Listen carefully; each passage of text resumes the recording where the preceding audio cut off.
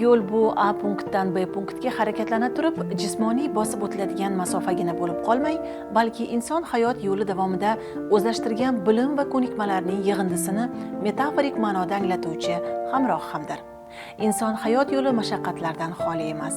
Umrini yo'l qurilishi sohasiga bag'ishlagan qahramonlarimiz bevosita va bilvosita yo'lga daxldor odamlar. Ular yo'lning odamlari, yo'l odami. Olar sүйіп өтті машақатлы кәсібін.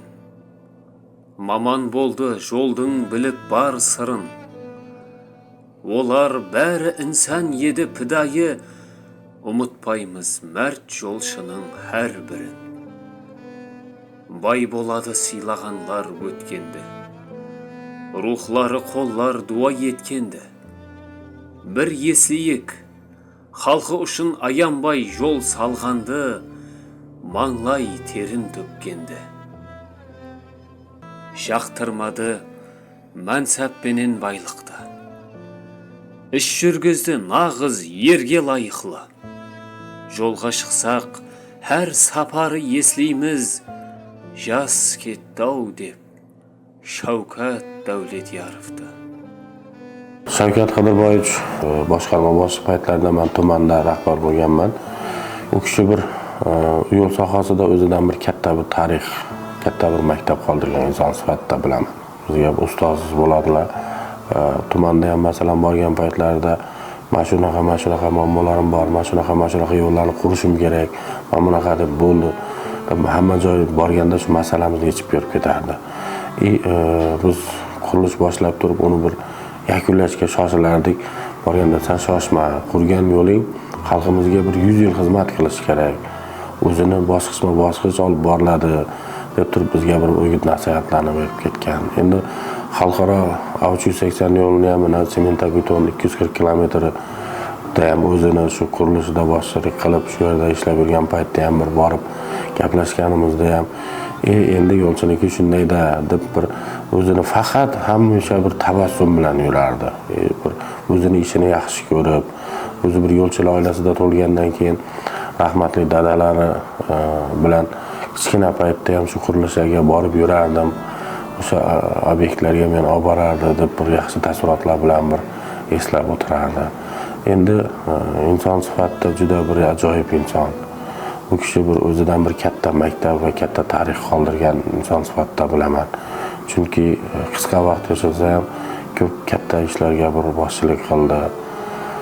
Bir ko'p narsalarni o'rgandik haqiqatda. Mana endi o'zi yo'lchilar oilasida bo'lgandan keyin shu o'zini ishini juda bir sevib, yaxshi ko'rib, bir o'zini ayamasdan mehnat qiladigan inson edi. Bilimli, tajribali, hamma narsaga sidqidildan yondashadigan inson sifatida bilaman.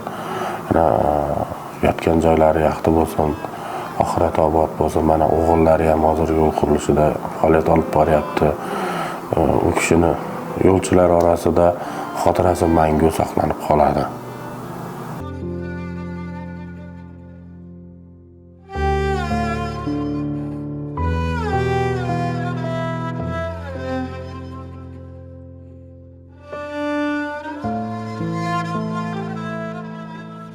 Men жол тарауына кіріп келуіме себепші болған марқұм Шавкат аға Davletяров болады. 2015 жыл еді. Шавкат аға Davletяров Арқа-Батыс халықаралық мемлекеттік ахметтегі автомобиль жолдарын сақлауға қанегелестірілген қарханасында бас инженер болып істеді. Қасына жәрдемші болып жұмысқа орналастым. Сол кезде жұмыс алып баруын көріп тұрып таң қалып едім. Бір тараптан Шавкат аға менің ұстазым болды. Қателессем дұрыс жолды көрсетіп, мынандай қылсаң дұрыс болады, мынандай болсаң жақсы болады, жазсаң, ал жазбауыңыз керексіздер деп тұрып, көп тәнбих береді. Бұл қазір бүгінгі күнде жүдә жұмыс бабында көп пайдасы тиіп атыпты. Аға әндей бір жағадан бас шығарып тұрып, көптеген жұмыстарды әмелге асырылып біргелікте ойласқан қалды.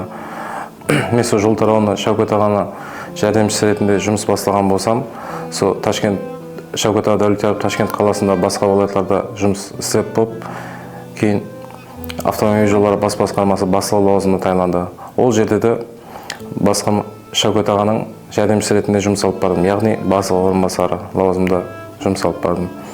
Шавкат аға Davletяровпен бірге жұмыс істеген дәуірімізде жүдә бағана айтқанымыздай жүдә талапшан еді.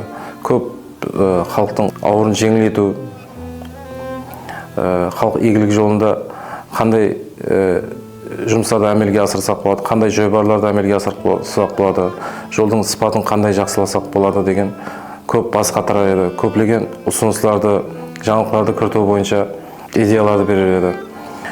Сол дәрежеде аянбай, тынбай жұмыс етер еді. Біздер оны жұмыс алып барған көріп тұрып, біздер бір мотивация алып тұрып, біздер hem сол дәрежеде жұмыс істеуге харекет етер едік. Шавкат Дәулетияр біздерге білмеген затларымызды үйретіп, ұстаздық етіп, ұзақты көздеп тұрып жұмыс алып баратын инсанлардың бірі еді, яғни нағыз жолшы еді.